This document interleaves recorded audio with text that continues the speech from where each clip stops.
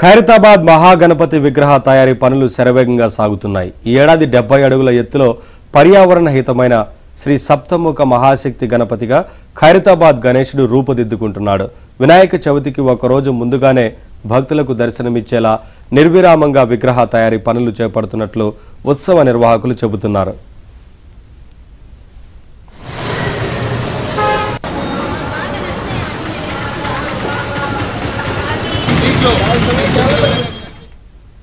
ఖైరతాబాద్ మహాగణపతి తయారీ పనులకు సంబంధించి మరింత సమాచారం మా ప్రతినిధి నుమాన్ అందిస్తారు. ఖైరతాబాద్ మహాగణపతి భక్తులకు కనువిందు చేయడానికి ముస్తాబైపోతున్నాడని చెప్పవచ్చు. ఇప్పటికే దాదాపు 80% పనులంతా కూడా పూర్తయినటువంటి పరిస్థితి కనిపిస్తుంది. వినాయక చవితికి ఒకరోజు ముందుగానే భక్తులకు కనువిందు చేసే విధంగా ఇప్పటికే ఉత్సవ నిర్వాహకులు కూడా ప్రత్యేకంగా ఏర్పాట్లు చేస్తున్నారు.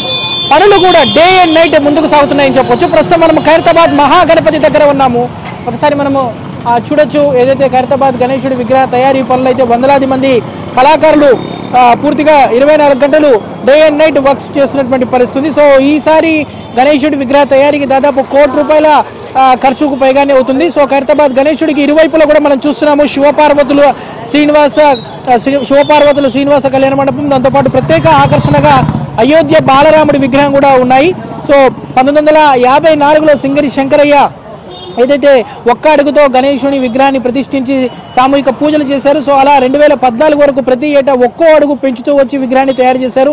పూర్తిగా మట్టితో 63 అడుగుల అత్యంత ఎత్తైన విగ్రహాన్ని ఏర్పాటు చేసి ప్రపంచ రికార్డును నెలకొల్పారు.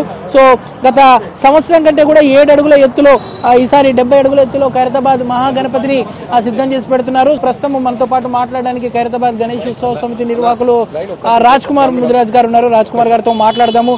చెప్పండి, ఈసారి వర్క్ ఎంతవరకు కంప్లీట్ అయ్యాయి? సో పూర్తిగా ఈ పనులంతా ఎప్పటివరకు పూర్తి అయ్యేటటువంటి అవకాశం ఉంది? చూడండి, వినాయకుని పనులు 90% కంప్లీట్ అయిపోయాయండి. మట్టి పనులు చిన్న చిన్న వర్క్స్ ఉన్నాయి మట్టిలో. మరి పెయింట్ వర్క్స్ ఒకటి స్టార్ట్ అయిపోయింది, 3 days అయిందనమాట.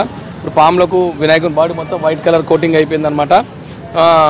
ఒక 1 weekలో వినాయకుడు రెడీ అయిపోతాడు. భక్తులందరికీ దర్శనానికి ఏర్పాట్లు మేము చేస్తాము. ప్రభుత్వ పరంగా గణేష్ ఉత్సవ కమిటీ అధ్యక్షుడు జానం నాగేందర్ గారు ప్రభుత్వ పరంగా అన్ని రకాలుగా మాకు సపోర్ట్ చేయడం జరుగుతుందన్నమాట. బ్యారికేడ్ విషయం కావచ్చు, అన్ని రకాలుగా ఏర్పాట్లు చేయడం జరుగుతుందన్నమాట. శిల్పుల విషయంతో అన్ని రకాలుగా కంప్లీట్ వర్క్స్ అయ్యాయి. ఈ 10 రోజుల షెడ్యూల్లో కూడా మేము ఈ సంవత్సరము శ్రీనివాస కళ్యాణము, మరి అదేవిధంగా శివపార్వతుల కళ్యాణము, 70 సంవత్సరాలు కాబట్టి 70 హోమకుండాలని పెట్టేసి రుద్రాభిషేకం, రుద్ర హోమము, వినాయకుని గణపతి హోమము వైశ్య సంఘం ఆధ్వర్యంలో చేయించడం జరుగుతుందన్నమాట.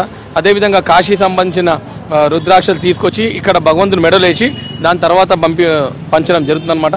మరి మొదటి పూజగా మరి మేము ప్రతి ఆనవాయితీగా గవర్నర్ గారికి మా అధ్యక్షుడు ద్వారా వాళ్ళ ఆహ్వానం పంపడం జరుగుతుందన్నమాట తొందరగానే. సో అన్ని రకాలుగా పనులు అయితే కంప్లీట్ అయిపోయాయి అన్నమాట.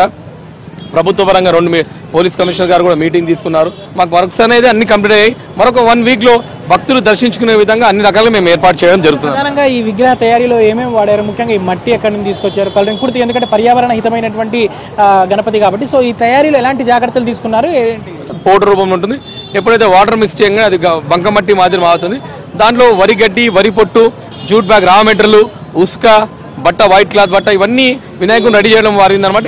ఇంకా ఎటువంటి పర్యావరణానికి మేలు చేకూరు విధంగా మన భగవంతులో మెటీరియల్ అనేది వాడడం జరిగిందనమాట.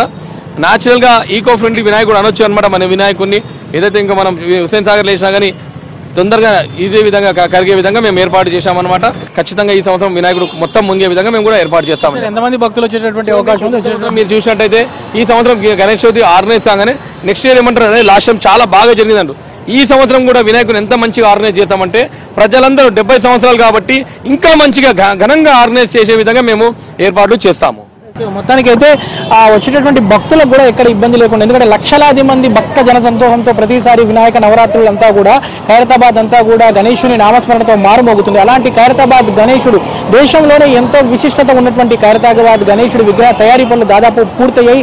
ఈసారి ఖైరతాబాద్ గణేశుడు ఏదైతే ఏర్పాట్లను కూడా పెద్ద ఎత్తున చేస్తున్నామో, సో 70 అడుగుల వ్యక్తులు భక్తులను కనువిందు చేసే విధంగా కూడా ఈ ఖైరతాబాద్ గణేశుడిని పూర్తిగా రూపుదిద్దినట్లు కూడా ఉత్సవ నిర్వాహకులు అయితే చెప్తున్నటువంటి పరిస్థితి ఉందని చెప్పొచ్చు. Video journalist శ్యామ్తో Numan ABN, Andhra Jyothi, Khairatabad నుంచి.